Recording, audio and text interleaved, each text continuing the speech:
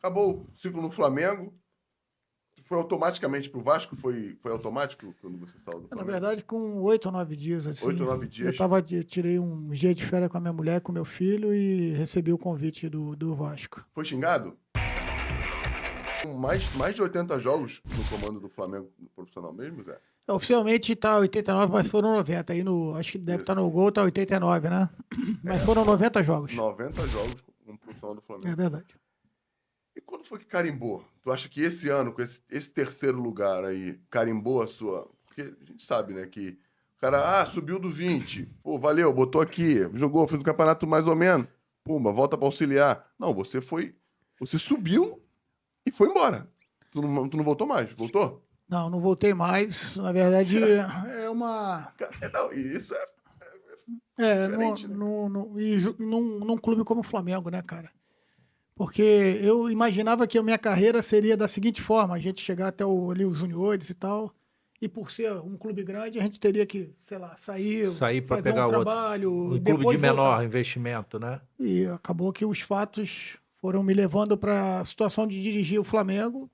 Foi uma baita experiência, né? Foi sensacional e que me credenciou para depois trabalhar em Vasco, Botafogo e outros grandes clubes. Não, maneiro, porque não é normal, mas acontece com mais frequência a galera subir, Sim, retornar, o clube exato. trazer, e muito também da firmeza do Bandeira, né? Perfeito. Não, Bandeira, eu tenho muita gratidão a todas as pessoas que passaram na minha carreira aí, algumas de forma muito decisiva, né? O Bandeira foi um delas, não tenho a menor dúvida disso. Sempre que eu posso, eu estou falando com ele e tenho certeza que Papai do Céu também vai abençoar ele em tudo que ele fizer, porque ele é um cara que merece. Sempre tem alguém, né? Sempre tem.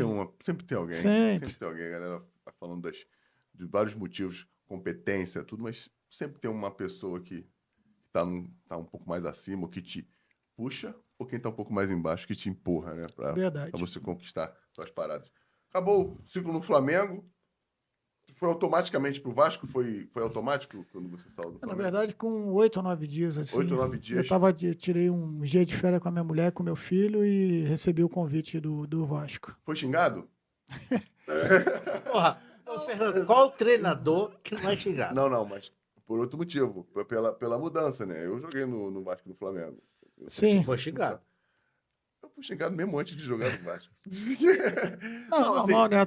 Teve algum... Não, assim, só porque veio do Flamengo, mesmo. Né? Porque foi direto. Foi direto. Normalmente, quando passa em outro lugar, passa... Olha, eu acho que um fator me ajudou. Eu já tinha trabalhado no Vasco no futebol de salão, né? Então, assim, quando a gente é convidado, a própria imprensa busca essas informações, né? E eu acho que isso aí acabou dando uma... Verdade. Uma enriquecida no... Que aí eles botam que foi feito no Vasco. Exato. Ele começou no Vasco. Não, e assim, é um clube que, apesar dessa transição ter sido muito rápida, né? Me recebeu de braços abertos. Acho que a questão do Eurico também ter batido no nome, desde o momento ele falou com o Anderson Barros, né? Que era o nosso gerente de futebol. Já tinha trabalhado com o Anderson também no Flamengo, no futsal do Flamengo. Ele falou assim: pão de queijo. Eu quero o garoto me chamava de garoto. Eu quero o garoto que saiu do Flamengo. E aí, eu sei que tu conhece ele, falou com o Anderson entrou em contato comigo. E aí, quando eu desembarco, né? Eu estava passar uns dias na Bahia. Quando eu volto, no litoral da Bahia, quando eu volto, a gente conversa, né? E aí ele me leva para conversar com o Eurico, a gente não tinha fechado ainda. Ele falou, não, quem vai fechar sou eu. Ele tinha aquelas coisas, né? Ele que tinha que decidir as coisas maiores, né? É isso. E ele me leva para conversar, a gente acerta e tive uma passagem que eu também me orgulho muito. Foi uma das maiores conquistas minhas, porque às vezes a gente acha que conquista é só troféu, né? Mas foi uma das maiores conquistas minhas, trabalhar com aquele grupo lá e a gente conseguir, na situação que o Vasco estava, ao final de um ciclo, tá na Libertadores novamente. Caraca, fala um pouco desse trabalho aí, Zé. Foi você diz no trabalho de 17 já, né? Sim. De 17 então, na verdade, a gente chega, o Vasco tem um jogo importantíssimo, estava em 15º lugar, contra o Fluminense no Maracanã. Eu já estava anunciado, mas como eu tinha feito uma cirurgia dentária, eu fico na arquibancada para ver o jogo, né? Então, o Valdir, que dirige, né? O Bigode? O Bigode, um cara sensacional, me recebeu de braços abertos, fizemos uma parceria muito boa naquele ano. E a gente assiste o jogo e a gente ganha. O Vasco ganha com o gol do Ramon. Esse gol foi, eu falo com o Ramonzinho até hoje, que foi fundamental esse gol para mim, porque Qual o Ramon? Lateral esquerdo. O Ramonzinho. Pô, ele é sensacional. Eu falei, falei, aqui também, você me ajudou pra caramba, porque se o Vasco perde aquele jogo, o Vasco entra na zona de rebaixamento. E tu deu uma sorte, que o Ramon faz gol e ninguém. Ramon é meu irmão. Mas acertou um balaço de fora da área lá na forquilha, e se o Vasco perde, entra na zona. Então, eu falei, a gente tinha parada da Copa da data FIFA, eu ia ficar 15 dias. Falei, pô, cara, tu imagina eu chegar 15 dias na zona de rebaixamento? Você me salvou aí, cara. E o Vasco com os portões fechados, né? O Vasco estava punido por aquele Flamengo e Vasco. Eu era o treinador do Flamengo em São Januário, 1-0 que o Flamengo ganhou, teve aquela confusão no final. Então, eu chego no Vasco nesse cenário, a gente consegue uma recuperação, a gente estreia contra o Grêmio, campeão da Libertadores naquele ano, dentro de São Januário, portão fechado, a gente vence 1-0 o gol do Matheus Vital, que está no Cruzeiro.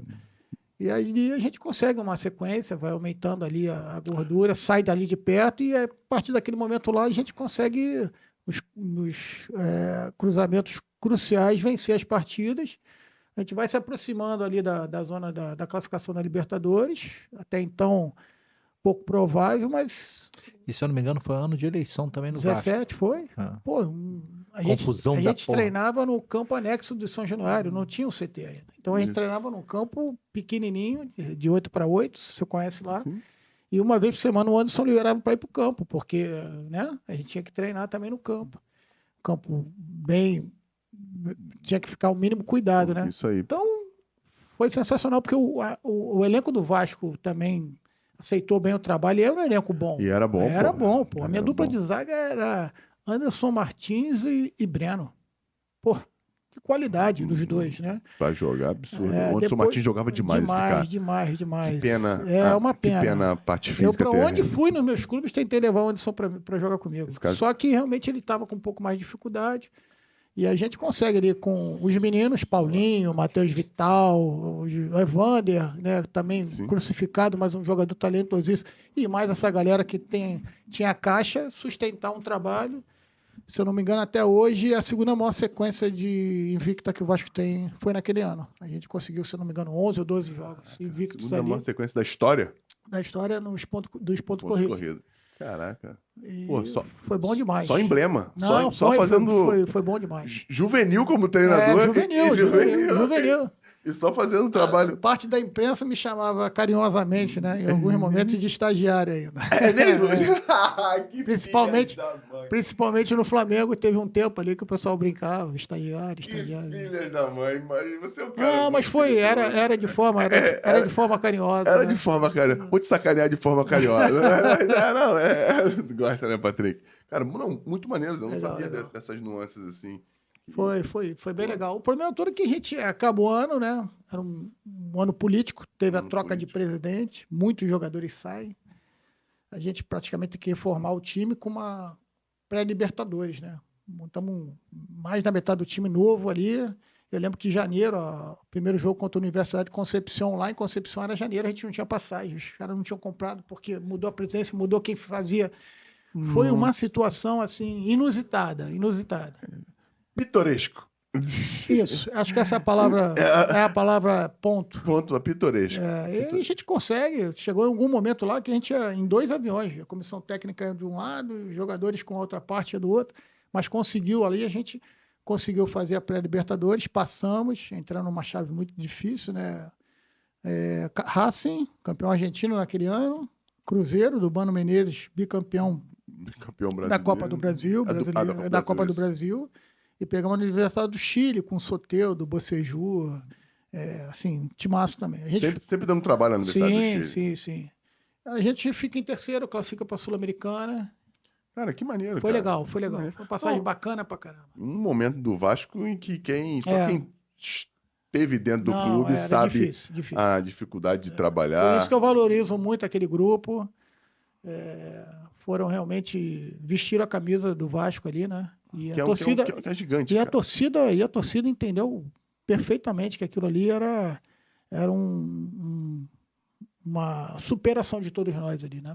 Não com relação ao tamanho do clube, mas Não. com a situação Não. na qual vivia. Não, Sim, porque sim. a galera entender que já estavam conseguindo fazer algo a mais do sem que dúvida. era permitido dentro de toda a atmosfera difícil, dúvida, sem política, financeira que o Vasco Perfeito. durante muito tempo. Pois é, maneiro. Eu lembro que você disputou uma final de Carioca, não disputou? Foram duas. Foram duas? Uma a gente foi campeão em 17 com o Com Flamengo, o Flamengo. e logo em seguida com o Vasco e Botafogo, 2018. Com o Vasco e Botafogo 2018, isso. Acho que eu tava no Maracanã nesse Sim, jogo. a gente acabou tomando um gol em 50 minutos do Carly e foi para os pênaltis. Aqui a gente deu azar também, porque no primeiro tempo a gente teve o jogador expulso. O Fabrício, lateral esquerdo, foi expulso. Caraca, verdade. Com 28 minutos. A gente jogou o segundo tempo inteiro, quer dizer, o final do primeiro tempo, o segundo. E acaba tomando um gol já no abafa de final. O Carlos empata.